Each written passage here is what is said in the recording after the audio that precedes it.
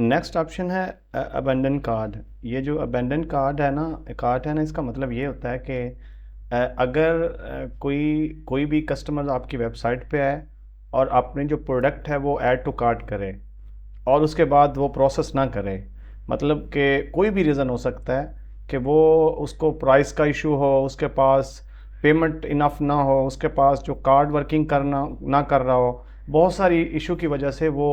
उसको प्रोसीड नहीं करता, वो उसको परचेज़ नहीं करता,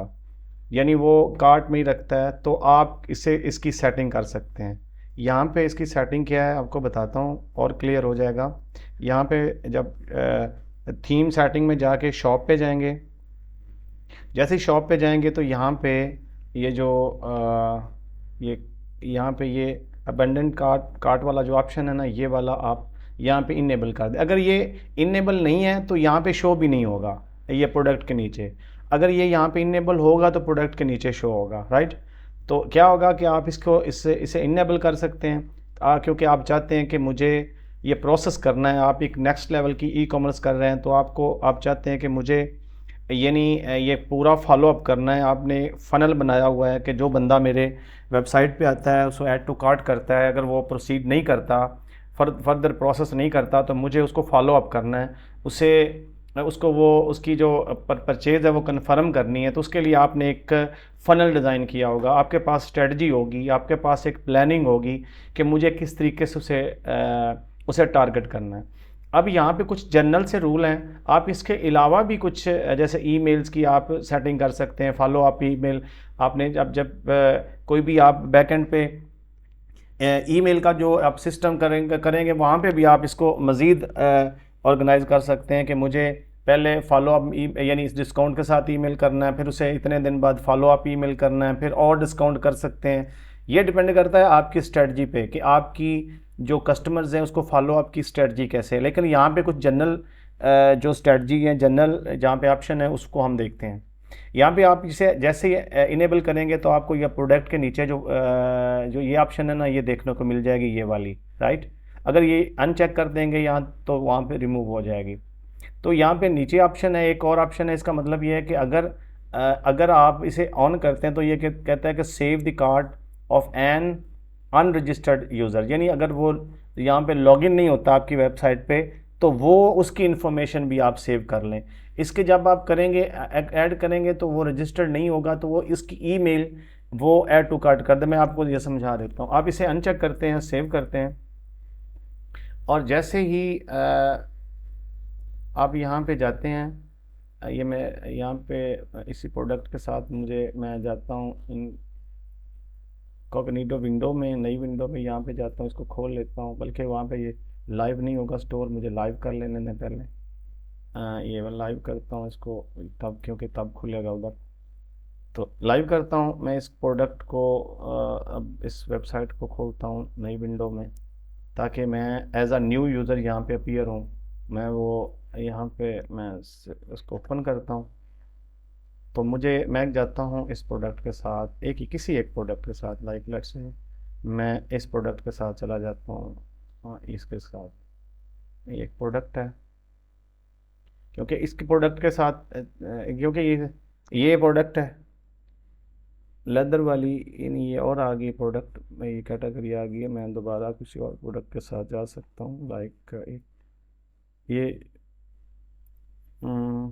से ये वाली मुझे देखना, हाँ ये वाली चले जाऊँगा। यहाँ पे देखें, हाँ यहाँ इस प्रोडक्ट के साथ मैं वो वेट लिस्ट लगाया हुआ था, तो ये यहाँ पे मुझे स्टॉक इसमें इन स्टॉक कर लूँ, ताकि ना वो दोबारा ये हमारे पास ये इशू ना है कि वो हमें ऐड टू कार्ट करने की ऑप्शन मिल जाए। मैं प्रोडक्ट में जाता हूँ और इस प्रोडक्ट को मैं ना इन स्टॉक कर लेता हूँ, ताकि ना वो मुझे जो वेट लिस्ट वाली ऑप्शन थी ना वो मैं ताकि रिमूव कर सकूँ। यहाँ पे इन्वेंट्री में जाता हूँ, इसे इन स्टॉक कर लेता हूँ और मैं सेव का अपडेट कर देता हूँ। अब क्या होगा, अब वहाँ पे ये प्रोडक्ट है अवेलेबल फॉर परचेज़ हो जाएगी मुझे। अब दोबारा अगर मैं इसको नए टैब में खोलता हूँ ना, तो यहाँ पे ये चीज़ जो ना वेट लिस्ट वाली वो ख़त्म हो जाएगी, अब ये अवेलेबल फॉर परचेजिंग है, राइट। अगर मैं इसे ऐड टू कार्ट करता हूँ यहाँ पे, और यहाँ पे मैं व्यू कार्ट करता हूँ, या चेकआउट पे चला जाता हूँ, मुझे चेकआउट करना है असल में, तो प्रोसीड टू चेकआउट करता हूँ ना, तो ये क्या होगा, यहाँ पे मुझे ना यहाँ पे यानी यहाँ पे ये इंफॉर्मेशन है वो ऐसे ही बंदा परचेज़ कर सकता है। लेकिन अगर जैसे ही मैं यहाँ पे यानी बगैर वो लॉगिन के चीज़ को परचेज़ कर सकता है यहाँ पे, तो यहाँ पे जैसे ही मैं इस ऑप्शन को ऑन करूँगा, लाइक दिस वन, मैं ऑप्शन को ऑन करता हूँ ये वाली, तो यहाँ पे ना वो ईमेल मांग लेगा नीचे नीचे इसके लिए, अबंडन कार्ड के लिए। यहाँ पे वो ये मैं आपको दूसरे पे करूँगा, रिफ़्रेश यहाँ पे करूँगा, तो एक और ऑप्शन यहाँ पे मिलेगी ईमेल वाली, यहाँ पे ये वाली, राइट, कि यहाँ पे ईमेल वो ऐड करेगा, तो वो ईमेल पे दोबारा यहाँ पे फॉलो अप ईमेल हो जाएगा, राइट। तो मैं आपको दिखा देता हूँ दोबारा, या ये वाला, ये जब ऑन करते हैं ये वाली, ये मैंने की है यहाँ पे, ये ऑन करते हैं तो उसके नीचे ना वो लॉगिन नहीं भी होता ना, तो नीचे वो ईमेल मांग लेता है, ठीक है। नीचे आता है ये कॉन्सेंट है कि अगर इसके नीचे ना एक और ऑप्शन आ जाएगी कि मैं अपनी मर्ज़ी से वो जैसे प्राइवेसी पॉलिसी वाला एक ऑप्शन आ जाती है ना, तो ये मज़ीद एक ऑप्शन आ जाती है, ये वाला उसके मैसेज होगा कि मैं उसकी जो ईमेल्स वगैरह है वो मुझे परमिशन देता हूँ, यानी if we check this box you are giving us permission to save some of your details into the contact list, यानी उससे ये कंसेंट मांगते हैं। कभी कभी ये होता है कि आप यानी उसको कॉन्फिडेंस देने के लिए ये एक्टिवेट कर सकते हैं, अगर आप नहीं चाहते तो नहीं, आप अनचेक रहने दें। अगर ये देखें नीचे सेटिंग है, ये कार्ड टाइम आउट, यानी अगर किसी बंदे ने जो प्रोडक्ट है वो ऐड टू कार्ट किया और 2 दिन के लिए उसने दोबारा वेबसाइट पे विज़िट नहीं किया, चक्कर नहीं लगाया, तो आपका जो ऑटोमेटिकली जो अबंडन कार्ट वाली जो आपका सेटअप था वो ट्रिगर हो जाएगा, मतलब कि ईमेल चली जाएगी उसे डिस्काउंट के साथ। अब देखें उसके क्या करना है, ये लेकिन 3 दिन 30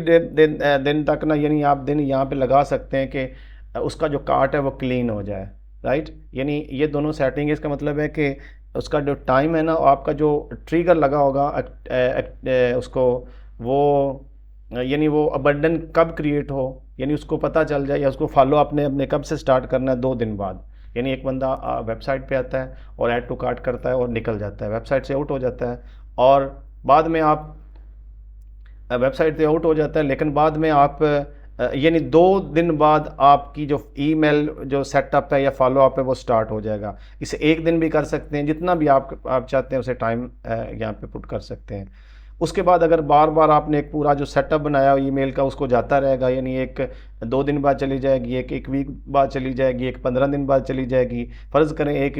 25 दिन चली जाएगी, अगर फिर भी रिस्पॉन्ड नहीं करता तो 30 दिन बाद उसका जो डाटा है ना उसके कार्ड से रिमूव हो जाएगा, जो हमारा फंक्शन है ना वो स्टॉप हो जाएगा। अब दोबारा इसको ईमेल नहीं जाएगी, क्योंकि उसको आपने डिफरेंट ईमेल सेंड की और उसका कुछ रिस्पॉन्स नहीं मिला, तो वो दोबारा आपको वो उसको आप लिस्ट से निकाल देंगे कि ये इस बंदे से कोई पॉजिटिव रिस्पांस नहीं आ रहा। तो नीचे ये कोपन है, यानी अगर आप ये चाहते हैं कि अगर आप उसे देखें ना, अगर आपने उसे फॉलो अप करना है तो किसी नई स्ट्रेटजी से फॉलो अप करना है ना, फ़र्ज़ करें आप समझते हैं कि इस बंदे ने जो मेरी प्रोडक्ट परचेज़ नहीं की, इसकी उसको कास्ट ज़्यादा लगी है,